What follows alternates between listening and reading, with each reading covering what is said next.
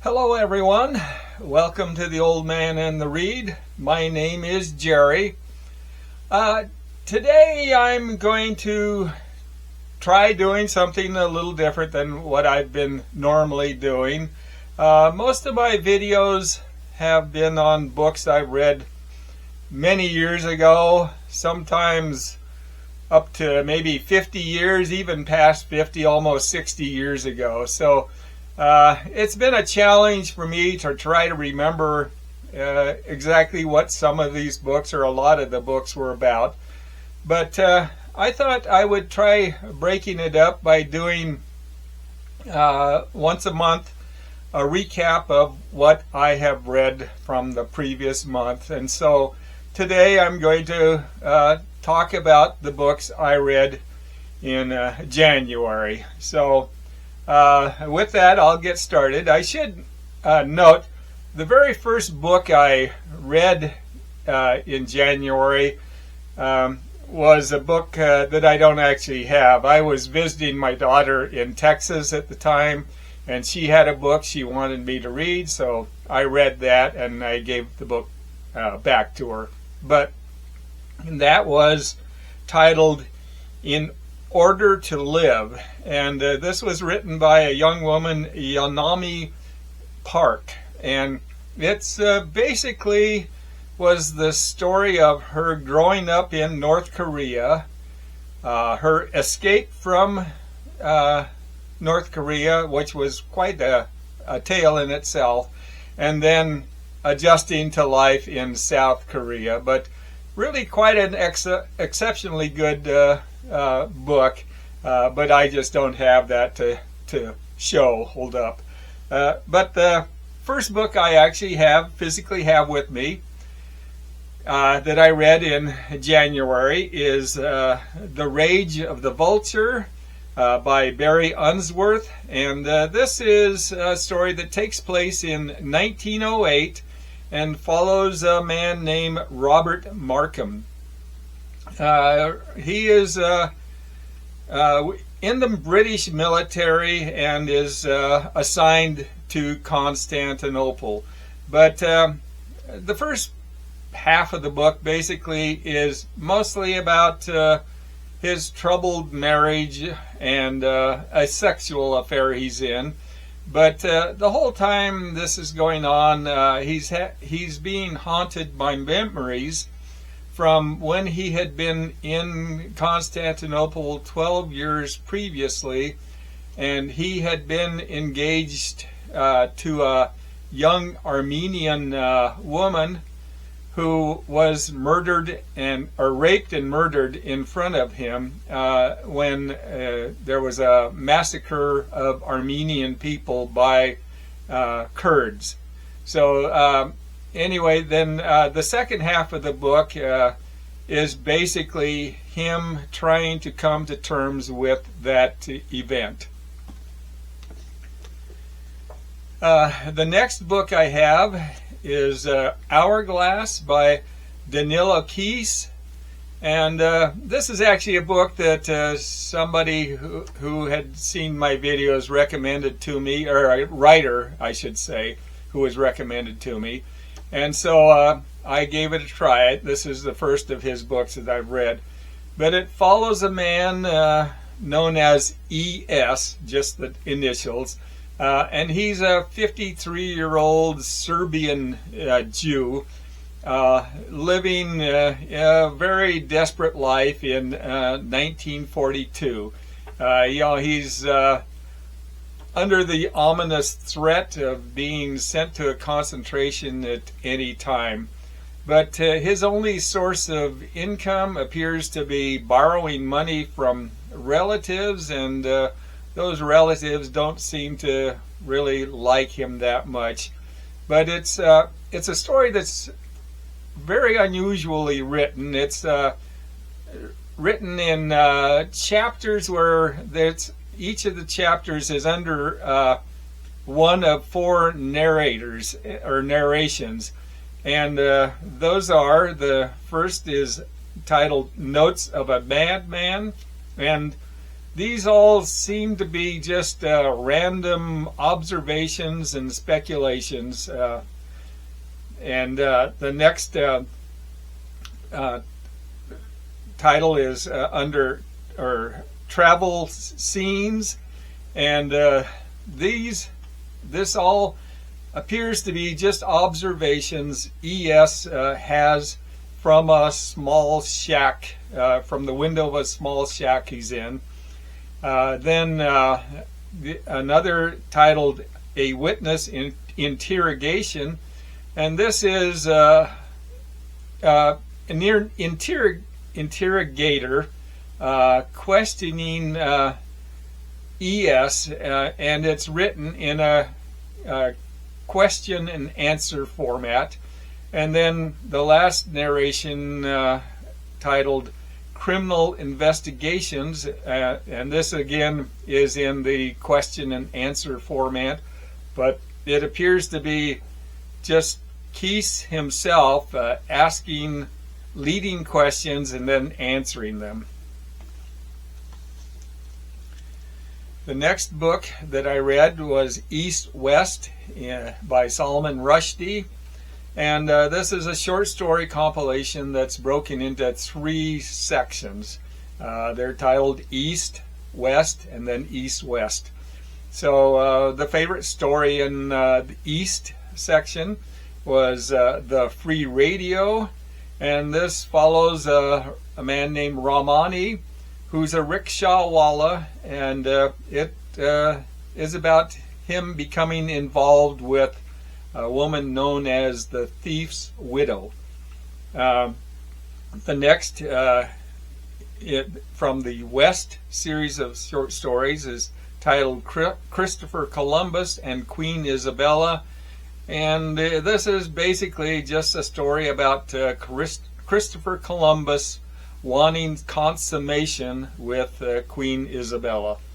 And then the last section titled East West, the one story that I like best is The Harmony of the Spheres, and this is basically a story about a man named Elliot Crane, and he's suffering from paranoid schizophrenia. The next book is Crab Walk by Günter Grass. I've read several of his books, and this is quite different from what I've read from him previously.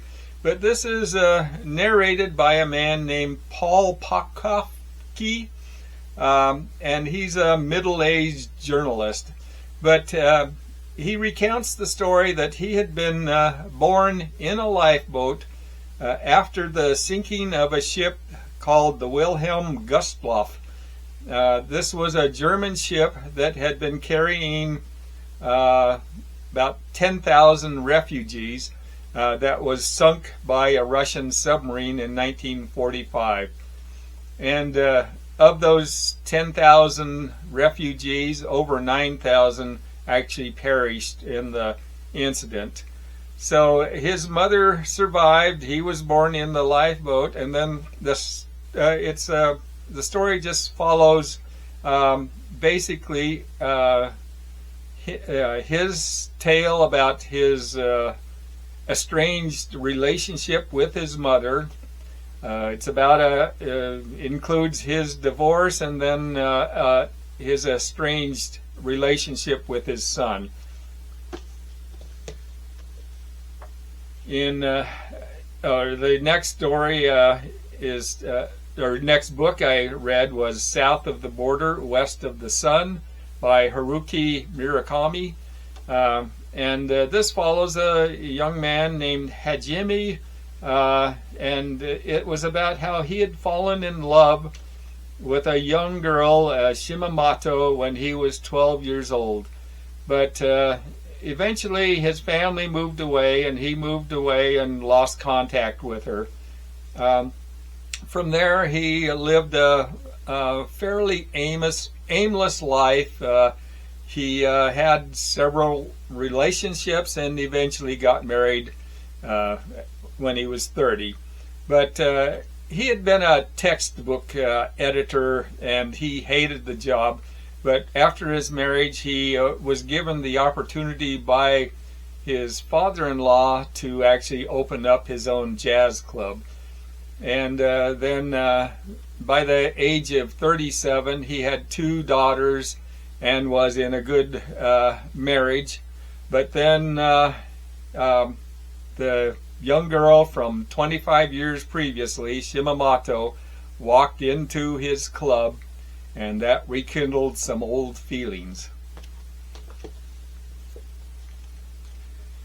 In the next book is Brave Companions by David McCullough, and I've read several of David McCullough's books. Exceptionally good historian, and this is just really a marvelous collection of historical essays. There's 17 essays in the book. The favorites that I have are one titled Journey to the Top of the World, and this follows Alexander von Humboldt and all of his extraordinary explorations, including reaching the 19,000-foot level in the Andes. Another titled The Unexpected Mrs. Stowe, and this is really a marvelous biography of Harriet Beecher Stowe. And another titled Remington, and it's a great story about the Western artist Frederick Remington. Another titled Steam Road to El Dorado, and this is basically about the construction of the Panama Railroad before the canal had been built. And the last I thought was really quite a good story is The Treasure from the Carpentry Shop. And this was about the discovery of architectural drawings of the Brooklyn Bridge about 100 years after its construction. The next is another nonfiction, On Being by Peter Atkins. And this is basically a book about existence. It answers the question, what does it mean to exist, and how did it all begin? He talks a lot about the how the universe began, and he spends a lot of time on the beginning of life, and even speculating on how it might end. But he does delve into some of the mythical and spiritual explanations that are out, but he points out that in order for most of these to be true, they have to ignore a lot of scientific facts. So it's a great little book on existence. The next book I have is Success Stories by Russell Banks. And this is 12 just really diverse short stories. A couple of them I liked. One is the title story, Success Story.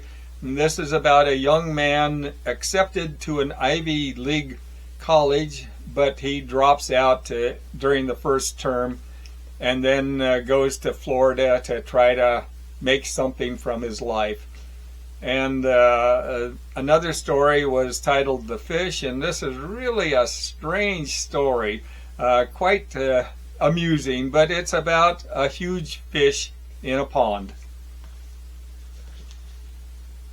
The next book I have titled Strange the Dreamer by Lonnie Taylor.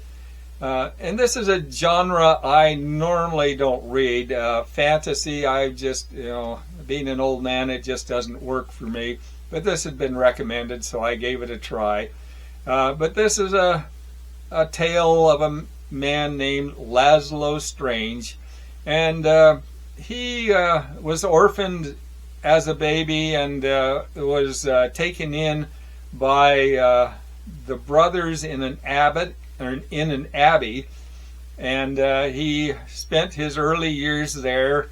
Eventually he was given a manuscript, I think it was, to deliver to a library, but when he got there, he decided to just stay. And he spent several years then reading the books in the library. But he also, while he was there, was given the opportunity to visit a city named Weep. And all of his life he had been having dreams of a city, Weep, mysterious city, and he was given an opportunity to go on an expedition to it, so he took it. It's when they got to Weep, he discovered that Weep was actually a city that was sitting under a floating citadel. And as far as anybody knew, there was nobody in the citadel. It had never been visited, but there actually were a few living people there, and one of them's name was Sarah,